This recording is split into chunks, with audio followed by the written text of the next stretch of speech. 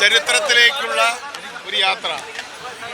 1938 ഫെബ്രുവരി മാസം 20-ാം തീയതി ചിത്തിര തിരുനാൾ മഹാരാജാവ് ഇതേ വീതിയിലൂടെ നടത്തിയ ചരിത്ര യാത്രയ്ക്ക് ശേഷം നടക്കുന്ന പൊതുഗതാഗത രംഗത്തെ ഏറ്റവും ചരിത്രപ്രധാനമായ യാത്ര.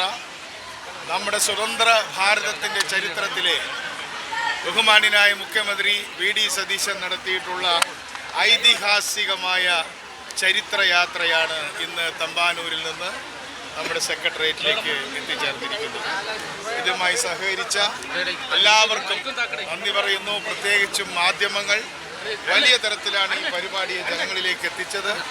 ജനങ്ങൾ ഇന്ന് ആഹ്ലാദ തിമർപ്പിലാണ്. കേരളത്തിലുടനീളം 140 മണ്ഡലങ്ങളിലും സമാനമായ പരിപാടികൾ ഇതിലും അധികം ആവേശത്തോടു കൂടി ജനങ്ങൾ ഏറ്റെടുത്തിട്ടുള്ള റിപ്പോർട്ടുകളാണ് വന്നുകൊണ്ടിരിക്കുന്നത്.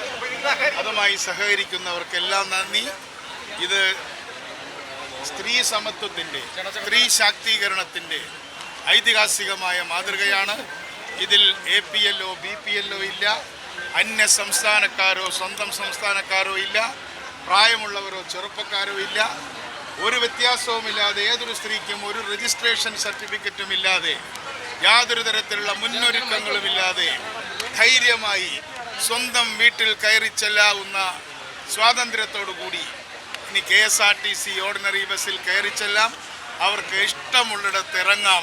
ഇതാണ് ഞങ്ങളുടെ വാഗ്ദാനം നിറവേറ്റിയതിൻ്റെ 1-ാം ഘട്ടമെന്ന് മുഖ്യമന്ത്രി പറയുകയുണ്ടായി. ഇതുമായി സഹകരിച്ച എല്ലാവർക്കും ഒരിക്കൽ കൂടി നന്ദി പറയുന്നു. ചില പ്രചരണങ്ങൾ വന്നത് ചില സ്ഥലങ്ങളിൽ ഈ ഓർഡിനറി ബസ്സുകളെ സൂപ്പർ ഫാസ്റ്റ് ആയിട്ടൊക്കെ സ്റ്റിക്കർ മാറ്റി കൊടുക്കും. അങ്ങനെ എന്തെങ്കിലും സംഭവം തിരിച്ചാണ് സംഭവിച്ചത്.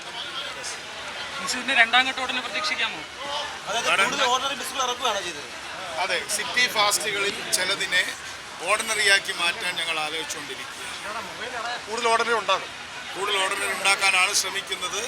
അതിൽ ഗ്രാമവണ്ടികൾ വരണമെന്ന് ഞങ്ങൾ ഗ്രാമങ്ങളോടും നഗരങ്ങളോടും അഭ്യർത്ഥിക്കുകയാണ്. അതിൽ സൗജന്യമുണ്ട്. ടൗൺ ടു ടൗൺ ഫ്രീ ആണ്. ലിമിറ്റഡ് സ്റ്റോപ്പ് ഓർഡിനറി ഫ്രീ ആണ്. ഇനിയും ഗ്രാമവണ്ടികൾ ഉണ്ടാകും. ഇതൊരു തുടക്കം മാത്രമാണ്. ഈ സീറോ ടിക്കറ്റ് എല്ലാവരും നിർബന്ധം എടുക്കണം, എല്ലാവരും നിർബന്ധമായി എടുക്കണം. അതിനൊന്നും കൂടെ KSRTC ബസ്സിൽ പൊതുവെ ഇല്ലല്ലോ. അതുകൊണ്ട് പണ്ടുള്ള ഫൈനൊക്കെ തന്നെ എപ്പോഴും നിർബന്ധമായി എടുത്തിരിക്കണം. എല്ലാവരും നിർബന്ധമായി എടുക്കുന്നത് ഗവൺമെൻറ്റിന് നല്ലതാണ്. അവർക്കും ഒരു ടിക്കറ്റ് അവരുടെ കയ്യിലിരിക്കും. അതുകൊണ്ട് അവർക്ക് പ്രത്യേകിച്ച് ഗുണം ഇപ്പോഴില്ല. പക്ഷേ ഭാവിയിൽ ഈ ടിക്കറ്റ് കൊണ്ട് അവർക്ക് ചില പ്രയോജനങ്ങൾ ഉണ്ടാകുമെന്ന് കൂടി ഞാൻ സൂചിപ്പിക്കുകയാണ്. വിശദീകരണം ചോദിക്കരുത്.